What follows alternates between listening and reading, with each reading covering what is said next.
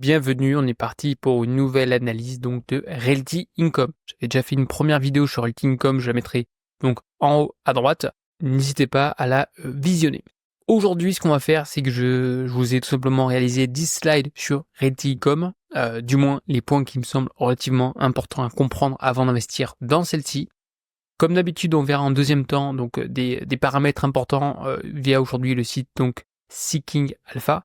Et on terminera en tout cas par donc dual rates évidemment et une analyse graphique, parce que je considère aujourd'hui qu'une analyse fondamentale est importante, mais également l'analyse graphique pour justement cibler les points d'entrée. Donc n'hésitez pas en tout cas à me commenter si vous avez ou non cette foncière au sein de votre portefeuille, si vous comptez aujourd'hui éventuellement en acheter. Et puis encore une fois, merci pour tous vos commentaires et vos likes. J'oublie également à chaque fois de le mentionner, mais vous avez également un Telegram que j'ai créé suite à plusieurs demandes, qui est tout simplement dans la description. Et justement, il y a 3 postes, il y a le résidentiel, il y a l'immobilier entreprise et les foncières cotées. Allez, on est parti. Donc on va commencer par les risques, c'est quand même des points qui sont importants à ne pas oublier aujourd'hui. Donc les risques notamment liés à une inflation, notamment avec aujourd'hui Trump, c'est des points à garder à l'esprit. On n'oublie pas que lorsqu'on investit en bourse, on investit sur du long terme. On a également aujourd'hui les taux qui n'ont pas trop bougé là récemment avec la Fed, parce qu'on attend éventuellement aujourd'hui un soulèvement, enfin un avantage d'inflation au cours du temps. Donc il faut rester quand même patient, ça fait partie aujourd'hui des qualités d'un investisseur à avoir. Et aujourd'hui un ralentissement économique, notamment plutôt donc partie Europe, je viens de vous dire. Mais bon, faut toujours penser aux incertitudes et toujours penser à l'exit stratégie. Équilibre ratio d'endettement, ça c'est également un point important à mentionner. On est aujourd'hui donc au cours de l'action environ 14% plus bas, donc c'est le ratio risque-rendement qui semble aujourd'hui désormais mieux équilibré. On en reviendra ça par la suite. Au niveau de rendement aujourd'hui annuel, l'avantage de cette foncière en question, c'est que premièrement, elle est relativement importante. Deuxième point, elle offre aujourd'hui un rendement donc en numéraire environ donc de 6%, ce qui est quand même considérable. Je rappelle aujourd'hui qu'une SCPI, en général, c'est entre 5% à peu près, entre 5 et 6. C'est du brut, comme dans ce cas-là. Mais là, l'avantage également qu'on va voir avec cette foncière en question, c'est qu'on est sur du dollar. Et deuxièmement, c'est qu'on a un potentiel de croissance qui peut être important. Lorsqu'on le compare aujourd'hui à une SCPI principalement, c'est juste du rendement. Voilà. Cette foncière en question, c'est d'une part du rendement, mais on va avoir également une appréciation du cours de bourse. Ça fait 5 ans qu'elle stagne. Au bout d'un moment, elle va bien aujourd'hui croître. Donc on a 6%, des dividendes évidemment en hausse chaque année, excellent point, justement que ça suit l'inflation, et c'est distribué de manière donc mensuelle. Décision d'achat, donc moi aujourd'hui j'ai commencé, donc je sais plus exactement, je vous mettrai également en screenshot la position que j'ai prise, c'est une toute petite position, qu'on soit très clair. De toute façon moi je lisse la position sur du long terme. Je compte renforcer également en cas aujourd'hui de fort repli en dessous des 40, mais entre, je viens de vous dire, 55 et 40, ça me semble un point d'entrée. De toute façon on en reparlera à la fin du slide. Donc avertissement, à chaque fois ça j'oublie également, mais c'est important, avertissement, cette vidéo est uniquement à titre informatif et éducatif. Elle ne constitue en aucun cas un conseil en investissement, une recommandation d'achat ou de vente d'actifs financiers. Donc chacun doit faire aujourd'hui ses propres recherches et si nécessaire consulter un professionnel avant toute décision d'investissement. Les marchés financiers comportent évidemment des risques, donc faites attention, et les performances passées ne garantissent en aucun cas les performances, les résultats futurs. Donc l'activité aujourd'hui, la composition des actifs. On est aujourd'hui assez diversifié, je viens de vous dire. Le bilan est quand même assez solide. On en reviendra encore une fois pour rentrer davantage dans le détail. On est principalement aujourd'hui sur du retail. Alors on n'est pas sur des centres commerciaux comme du Unibail à la française. On va être plutôt sur du format type Decathlon. Voilà, je pense que tout le monde arrive à peu près à visualiser la chose. Donc en tout cas, moi je préfère cette classe d'actifs en question. On n'est pas concentré sur un seul pôle en question. Et on gère pas que du flux. On est un peu plus agile, je viens de vous dire. Donc une dette qui est également maîtrisée. L'entreprise est principalement aujourd'hui donc bailleur notamment d'actifs aux États-Unis. Mais ce qu'il ne faut pas oublier, c'est que se diversifie. On va être également au Royaume-Uni. Grande ambition d'expansion également en Europe. Notamment en France, ça va arriver. Je crois qu'on a un peu de bureau et on a aujourd'hui donc de la logistique. On est principalement sur du retail.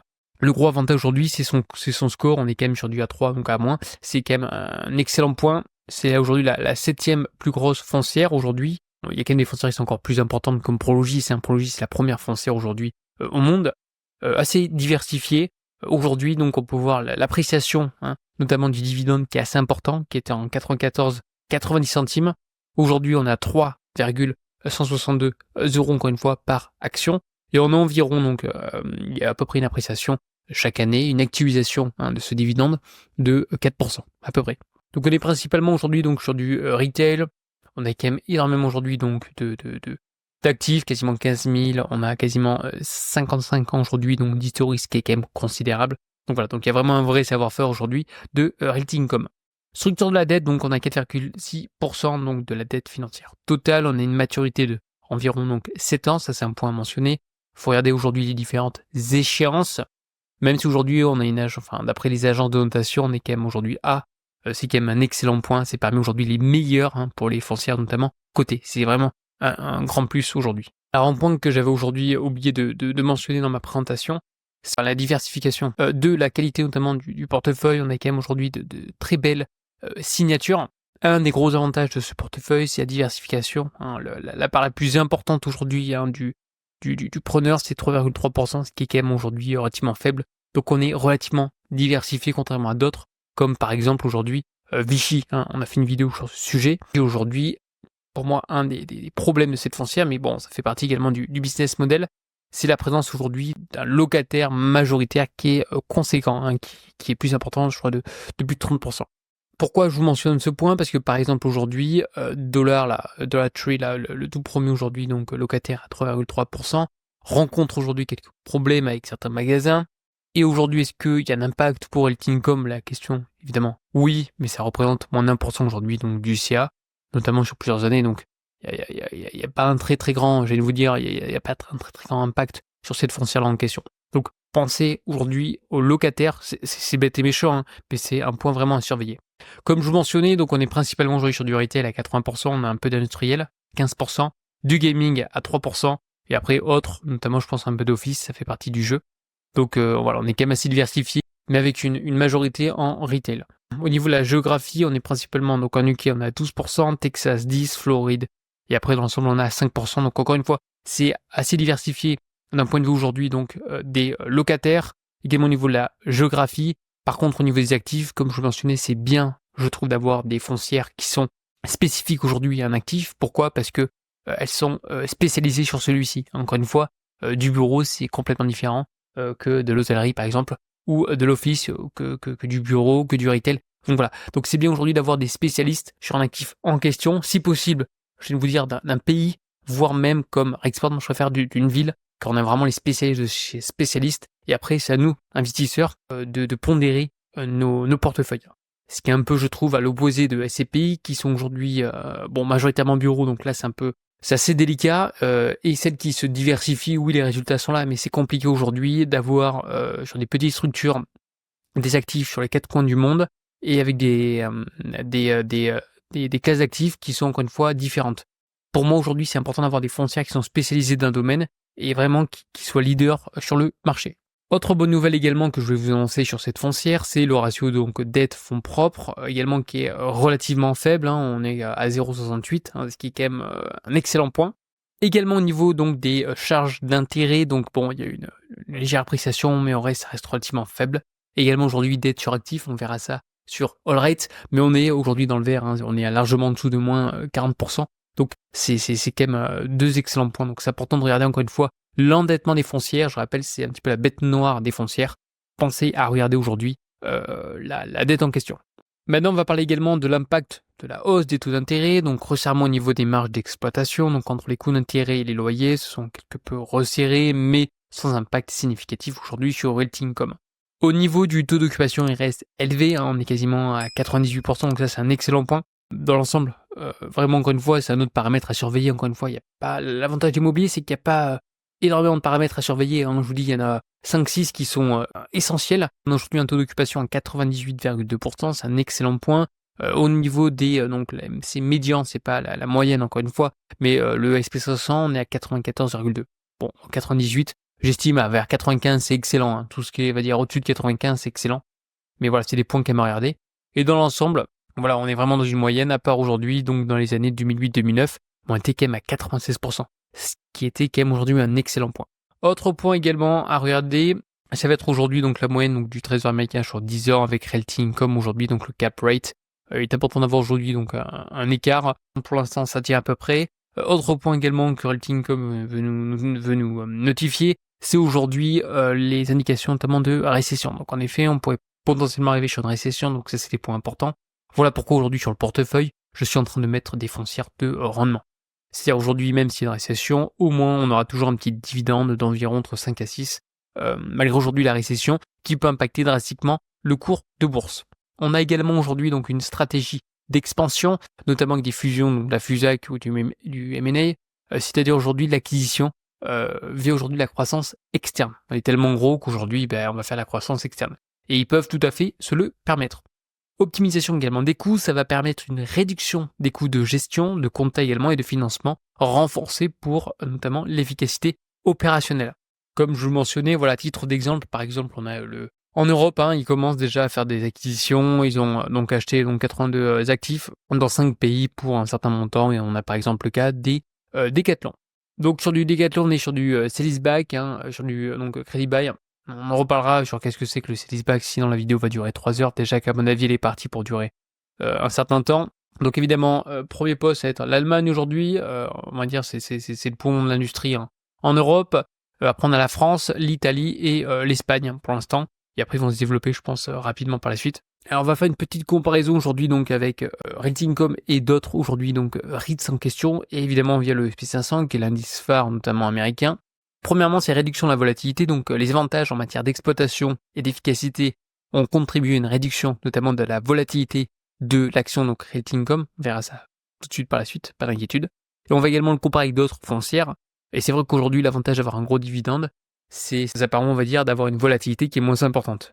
Et donc aujourd'hui, pour vous illustrer les propos, à gauche, très peu de volatilité, à droite, une volatilité qui est relativement importante. Income, on est vraiment au tout début, je viens de vous dire, donc avec une volatilité qui est relativement faible, évidemment parce que c'est une foncière avec un dividende qui est important, et on n'est pas sur des segments notamment d'activités telles que de l'IA. Aujourd'hui, on est sur des foncières, c'est pas la mode, mais encore une fois, ça génère du cash, donc ça c'est un excellent point. Au niveau de l'attractivité, donc ça c'est un point important, on va voir aujourd'hui donc le bêta. On a un bêta à droite qui va à la droite, c'est-à-dire qu'on est moins volatile. Un bêta qui est plus important envers 2, c'est-à-dire qu'on a un bêta ou une volatilité qui est importante. Et plus on se situe haut, plus aujourd'hui, grosso modo, on a un total return qui est important. Ok. Et aujourd'hui, donc, Realty Income, on est donc légèrement au-dessus. Donc encore une fois, c'est une présentation, ça va dans leur sens, qu'on se met d'accord, mais on est légèrement au-dessus aujourd'hui du total return moyen, et on est plutôt vers la droite avec une faible volatilité. Et là, c'est grosso modo l'historique est délivré par Realty Income, comparé justement à d'autres entreprises en question. Donc on est plutôt en haut à droite, c'est-à-dire donc croissance et faible volatilité. Amélioration de la valorisation donc depuis 2022. Donc on pourrait dire aujourd'hui que Realty Income est l'une des foncières donc les plus performantes à détenir absolument dans ce portefeuille, avec une volatilité comme on l'a vu qui est plutôt faible, une excellente sécurité d'investissement dans l'ensemble. On a vu qu'un dividende qui est croissant au cours du temps, délivré de manière mensuelle à 6%, ce qui est quand même excellent. Un profil de dette qui est plutôt prudent comme on l'a vu aujourd'hui. Ils effectuent également du M&A via la croissance externe. Une diversification unique au niveau des classes actifs, ce qui est quand même impressionnant. Bon nombre de locataires, on l'a vu avec le locataire le plus important avec 3%. Bon, pour l'instant, tout va. Donc on pourrait s'attendre par exemple à un niveau aujourd'hui de valorisation qui est élevé. On va voir par la suite que pas du tout. Aujourd'hui, en termes d'évaluation actuelle, on est vraiment sur des valos assez basses, je viens de vous dire. Si on regarde aujourd'hui, par exemple, donc le price to tangible book, pareil le PS, price to sell, dans l'ensemble, on est quand même aujourd'hui sur des niveaux assez faibles. Moi, j'aime bien regarder également le price to YFFO, ok. On reverra ça sur le rate, pas d'inquiétude. Mais dans l'ensemble, on est quand même sur des niveaux assez bas. Je viens de vous dire. Alors, on n'est pas sur des niveaux 2008-2009, faut pas non plus rêver, qu'on soit bien d'accord. Mais dans l'ensemble, on est quand même sur des niveaux relativement bas sur cette foncière cotée. Je vous expliquerai encore une fois, on va rentrer davantage dans le détail au cours de la vidéo. Analyse également des multiples de rendement. Aujourd'hui, donc, le ratio concours flux de trésorerie, donc free cash flow, est de 13. Le multiple également de vente est de 8,7 aujourd'hui. Également, donc, on l'a vu juste avant, le book tangible, juste ici, donc à environ 1,7. Des niveaux parmi les plus bas aujourd'hui des 10 dernières années.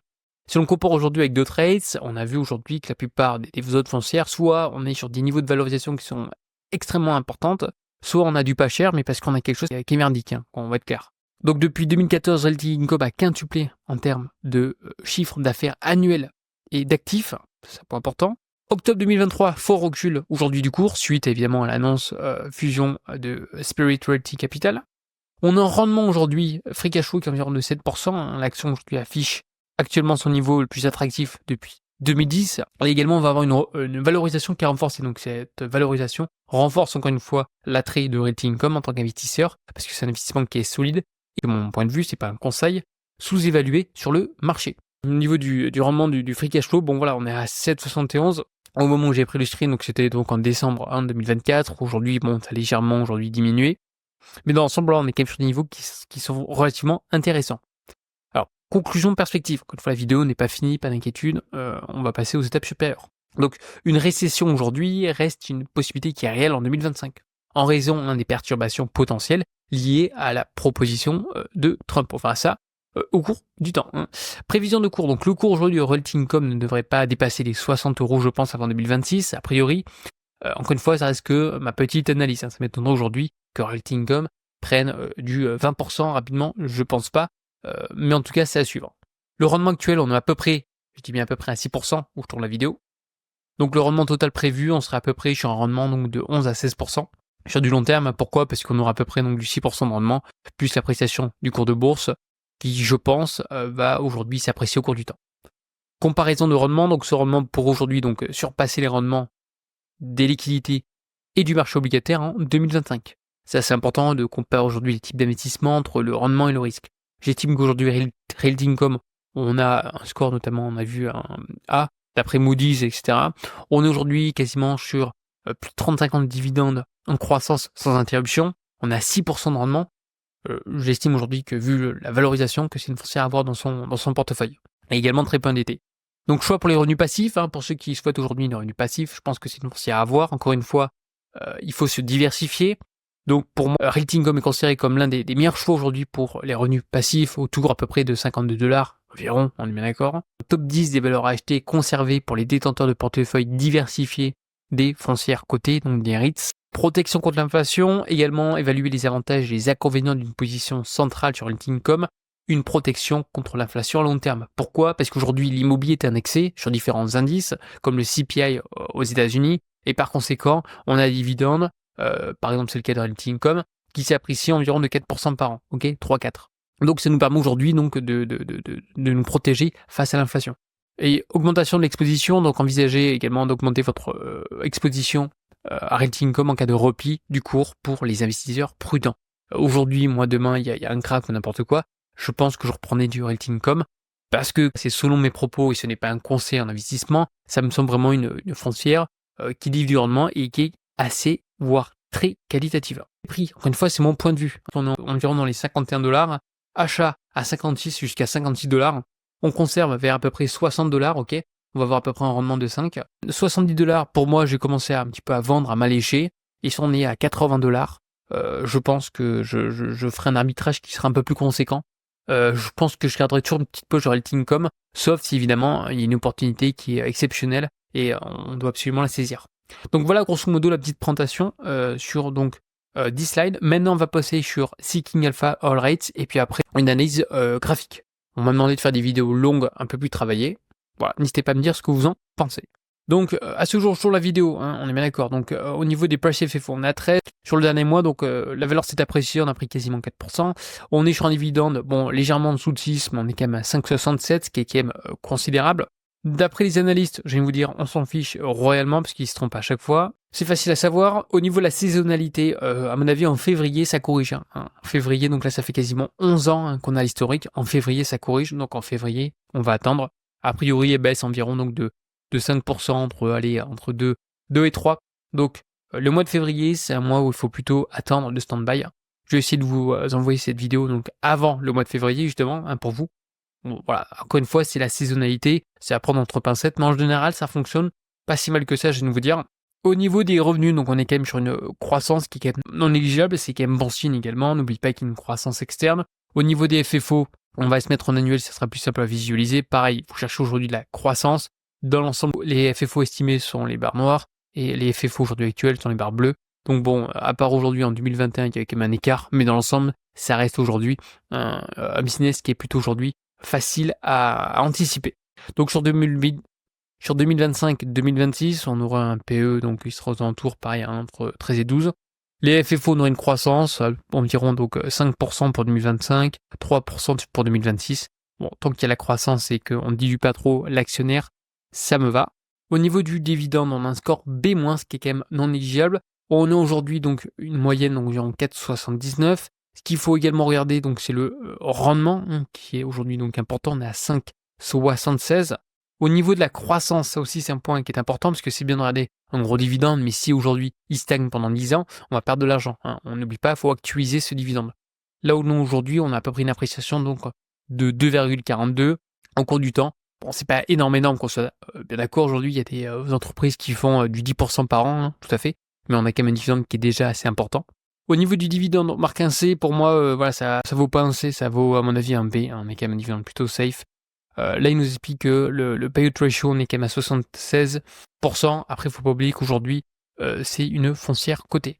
Au niveau du dividende, on est sur un dividende croissant depuis quasiment donc 94, comme je mentionnais, ça fait énormément d'années. Et sur les 10 dernières années, voilà, on a un dividende qui est livré mensuellement et qui est croissant au cours du temps.